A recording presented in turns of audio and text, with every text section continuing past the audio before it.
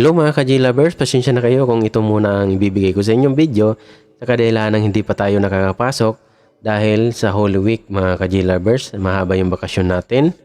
So hindi pa tayo nakakagawa ng talagang video. Matagal na to sa aking video na to. So ito yung gagawin natin, yung GBC. So ang problem nito ay hindi siya nag-oscillate. So para to sa mga baguhan na hindi pa alam yung ganitong trouble. So kita nyo, hindi siya nag-on. Kahit ginamitan na natin yan ng remote, hindi pa rin siya nag-on. So yan ang titingnan natin mga ka-J-Lovers kung ba't hindi siya nag-on. Let's get started.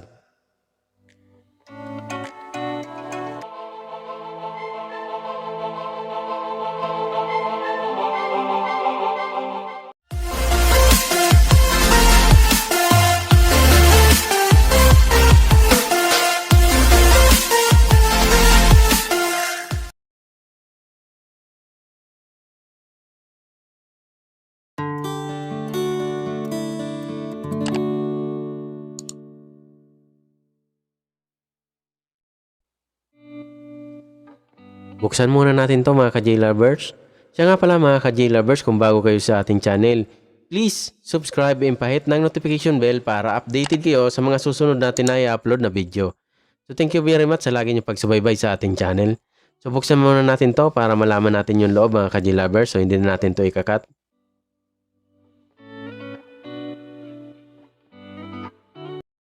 Bali, titingnan natin yung loob nito mga ka-J-Lovers kung ano ang punot dulo ba't hindi siya nag-oscillate.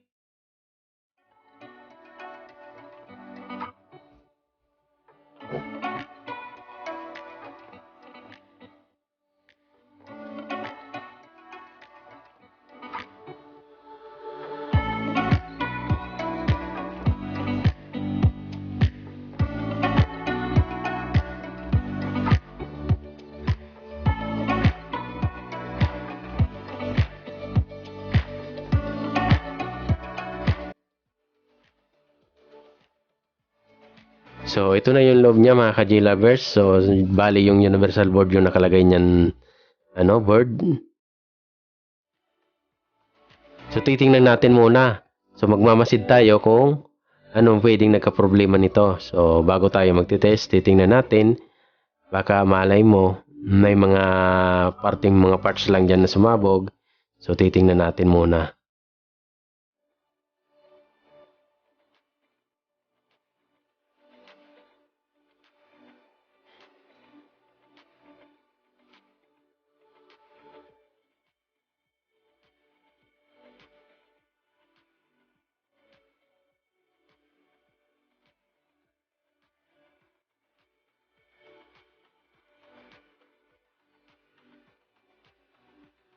So, bali nililinisan ko muna siya mga ka-J-Lovers para mas makita natin yung mga parts.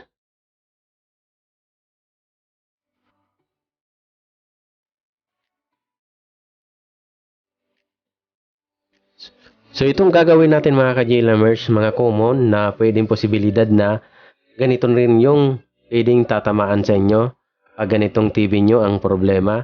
So, may posibilidad na ito rin yung pwedeng masira. So, panoorin nyo na lang.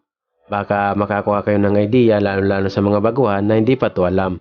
Pero sa professional, pwede nyo na itong escape kasi alam ko, alam nyo na to sa mga professional dyan.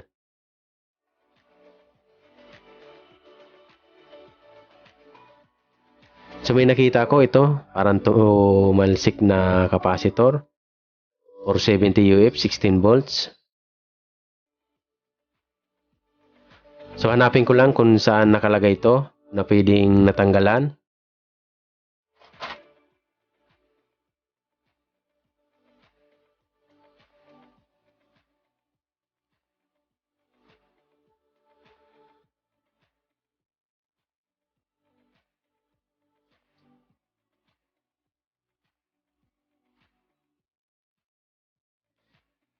So parang dito siya mga ka-J-Lovers, sa oscillation to. So medyo malapit siya dun sa may maliit na transistor. So itong isa medyo lumubo na rin. Parang sa vertical section yung isa.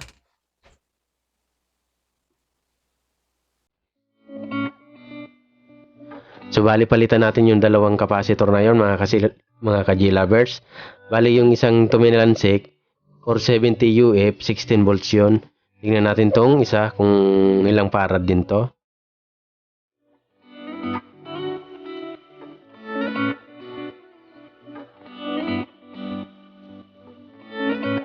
So ito na yung sabi ko, natanggalan na.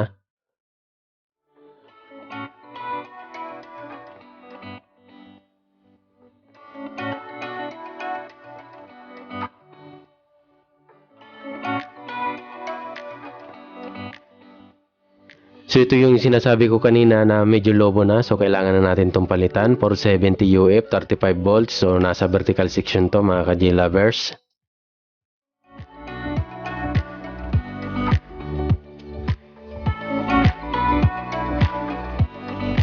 Bago ko siya papalitan ng capacitor, kailangan ko muna itong i-resolder yung mga ibang parts. Baka kasi meron dito nakaangat, yun ang nagpa-high voltage sa kanya. So kailangan ko muna itong i-resolder.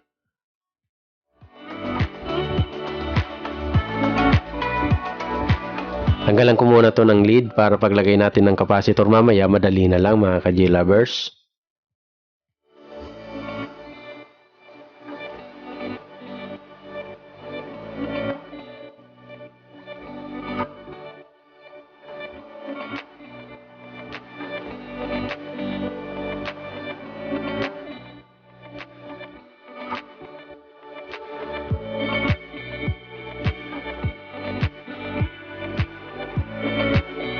So, meron ako nakita parang nakaangat mga ka-G-lovers. So, kailangan ko na rin itong solderin para sigurado tayo. So, bali yan mga ka-G-lovers. So, parang nakaangat. So, pwedeng nag-cold solder na rin yan. So, ito pa. Kailangan na natin yan i-resolder.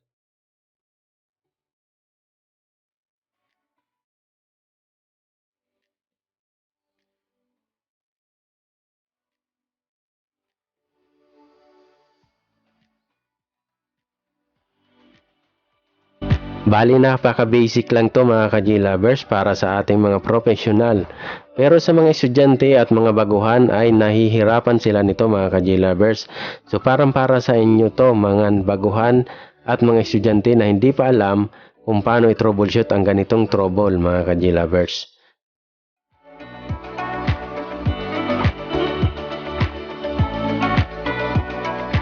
Dito kasi sa aming lugar, uso pa itong mga ganitong CRTs. So, ganito mga CRT TV. So, usong-uso pa yan dito. So, hindi pa masyado tawag yan, hindi pa masyadong kasagsagan dito ng mga flat screen na pinapaayos.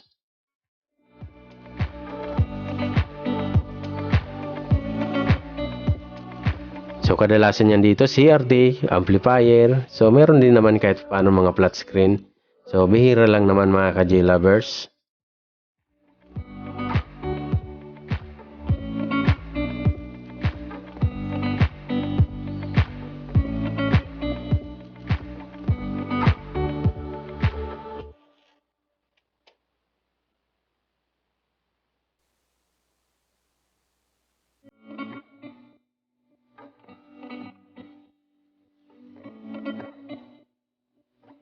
Tapusin lang muna natin itong i-resolder mga ka-G-lovers para malagyan na natin ng capacitor at titingnan natin kung mag-oscillate na ba siya.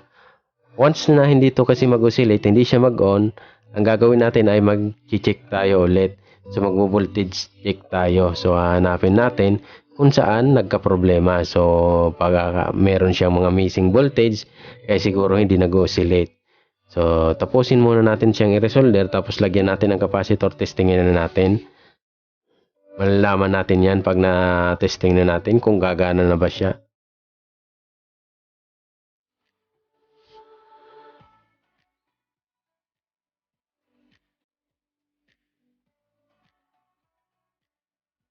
So ito na yung pampalit ko. 470 UF, parehas tong 35 volts mga ka-G-lovers. So ipapalit ko parehas na 35 volts. Wala kasi akong 16 volts. So iparehas ko na lang 35 volts. Basta same na 470. Kasi yung tinanggal natin ay parehas din silang 470 UF. Yung isa 35 at yung isa ay 16 volts.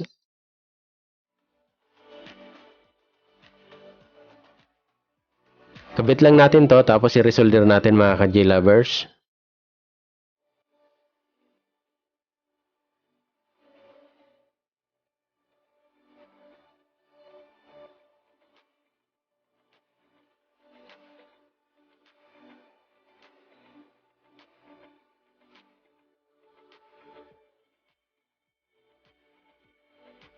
So, resolve na natin to.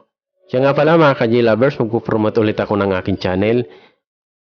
So, kung bago kayo sa ating channel, huwag nyo naman kalimutan mag-subscribe, pahit ng notification bell para lagi kayong updated sa mga i-upload ko na mga video.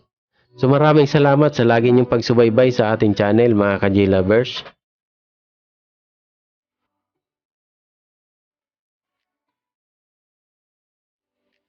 So, sana man lagi kayong manonood dito sa ating channel dahil matututo kayo ng mga basic troubleshooting natin. Mapa-hard, mapa-madali. So, ibibigay ko sa inyo yan mga ka-G-Lovers.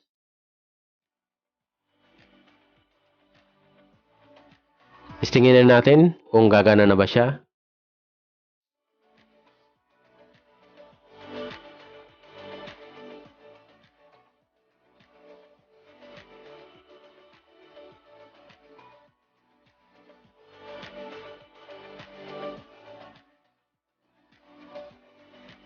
Yun, plug-in na natin siya. Tapos, testingin na natin. I-power on na natin.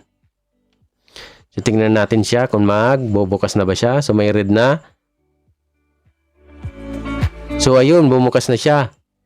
So, gumana na siya. Kaya alam, medyo mataas yung red trace screen niya. So, babawasan ko muna tong screen. So, balik tayo pag nabawasan natin ng screen. Ititimpla ko muna siya mga ka-G-Lovers. So, bawasan ko muna yung screen niya. Napakataas kasi meron siyang red trace. Napansin nyo ba yung parang mga guhit-guhit na kulay puti? So, bawasan lang natin yung adjustment sa may playback, yung screen. So, ito na. Nabawasan ko na siya mga ka-G-Lovers. So, okay na siya. Kita nyo? So, okay na to. Thank you very much sa lagi nyo pagsubaybay sa ating channel. God bless you all.